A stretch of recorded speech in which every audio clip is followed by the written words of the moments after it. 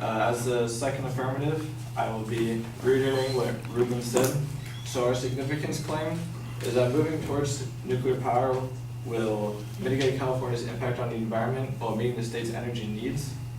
Our inherency claim is that current policy is preventing construction of nuclear power plants in California, causing a flawed approach to meeting the 2050 emission needs.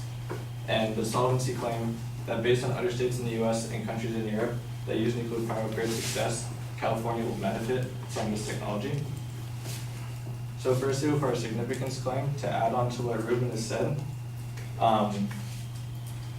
in California, the total energy used in 2016 was 290,567 gigawatt hours of total energy.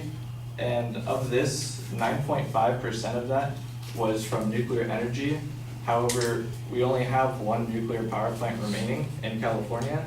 So if one nuclear power plant is able to produce 9.5% of our total energy needs, with just a few more, we could easily meet the rest of the state's energy needs without relying on other sources.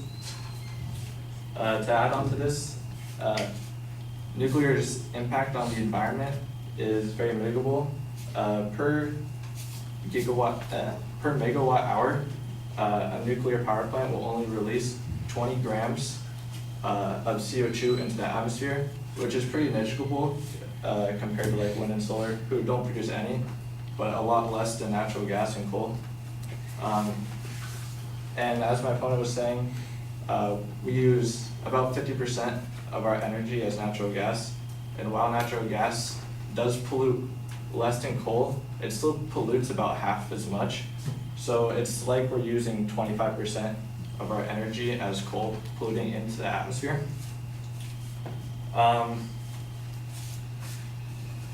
Additionally, it is feasible to move into this.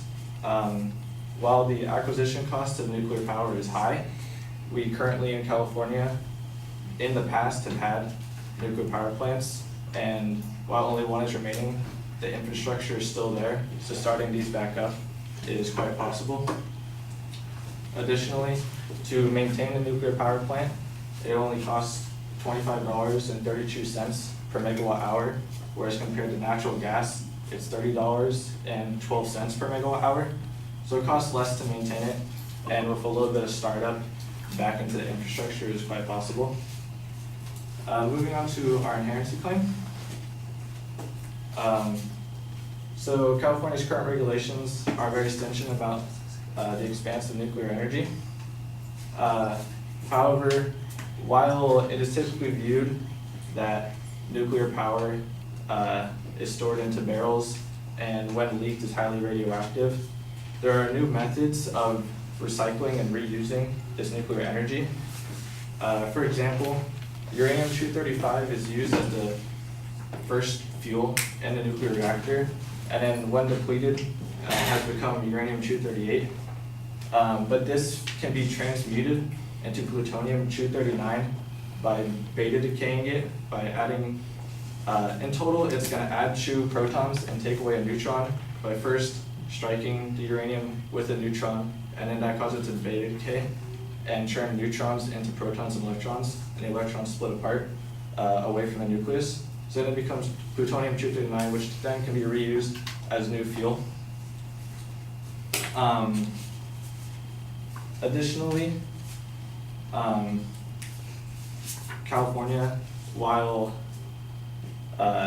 says it does not use coal, because it has no coal plants in California, imports much of its energy from out of state, and nearby out of state companies use coal plants. So while we don't have any coal plants or that directly pollute, we are still getting the energy from coal.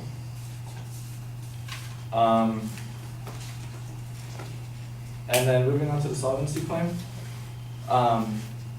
The International Nuclear Event Scale is a scale that ranges the disasters of a nuclear power plant from 1 to 7, with 1 to 3 being mitigable, like wear and tear responses, and 4 to 7 being more major events. However, in the US, the highest level has ever been a level 5, which happened at 3 miles. And in California, the largest ever was a 4, yet in total, both of those events had 0 deaths.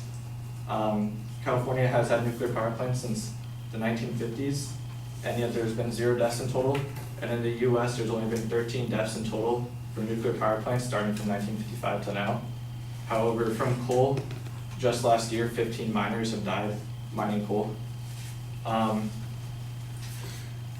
then,